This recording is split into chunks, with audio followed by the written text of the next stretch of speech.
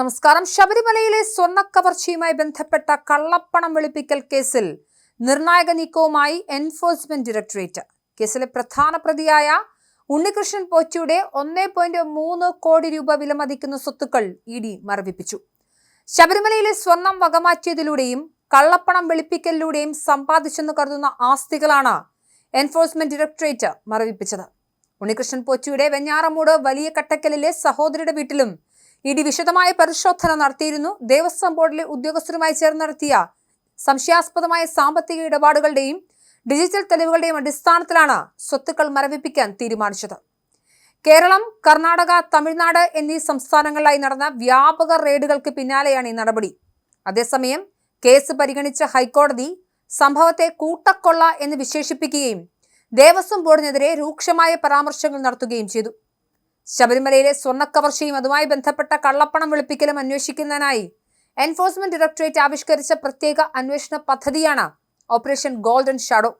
ഈ ഓപ്പറേഷനിലാണ് അനധികൃത സ്വത്ത് സമ്പാദനം കണ്ടെത്തിയത്.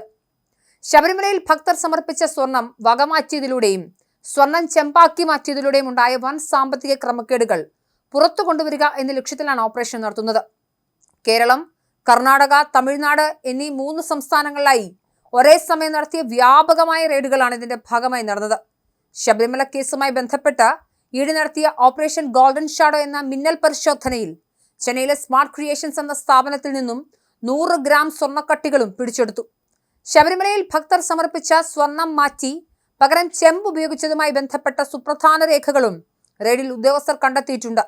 പ്രധാനമായും 2019 മുതൽ 2024 വരെയുള്ള കാലയളവിൽ ദേവസ്വം ബോർഡ് ആസ്ഥാനത്തു നിന്നും പുറപ്പെടുവിച്ച വിവിധ ഉത്തരവുകൾ അന്വേഷണ സംഘം കസ്റ്റഡിയിലെടുത്തു. ദേവസ്വം ബോർഡ് ഉദ്യോഗസ്ഥരുടെ സംശയാസ്പദമായ സാമ്പത്തിക ഇടപാടുകൾ വ്യക്തമാക്കുന്ന ഡിജിറ്റൽ തെളിവുകളും ഇതോടൊപ്പം ലഭിച്ചിട്ടുണ്ട്. സ്വർണ്ണക്കൊള്ളയ്ക്ക് പുറമെ ശബരിമലയിലെ മറ്റ് സാമ്പത്തിക ക്രമക്കേടുകളും ഇ ഡിയുടെ വിപുലമായ അന്വേഷണ പരിധിയിലാണുള്ളത്.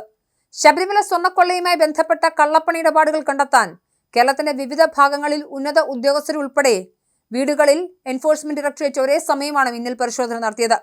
കേസിലെ പ്രധാന പ്രതികളായ ഉണ്ണികൃഷ്ണൻ പോറ്റി, മുരാരി ബാബു, എ പത്മകുമാർ, എൻ വാസു എന്നിവരുടെ വീടുകളിലും മുൻ ദേവസ്വം ബോർഡ് സെക്രട്ടറി എസ് ജയശ്രീയുടെ തിരുവല്ലയിലെ വസതിയിലുമാണ് പ്രധാനമായും റെയ്ഡ് നടന്നത്. കൂടാതെ സ്വർണ്ണ വ്യാപാരിയായ Govardhan, Smart Creation CEO Pankaj Bhandari എന്നിവരുടെ സ്ഥാപനങ്ങളിലും ഇ ഡി പരിശോധന നടത്തി.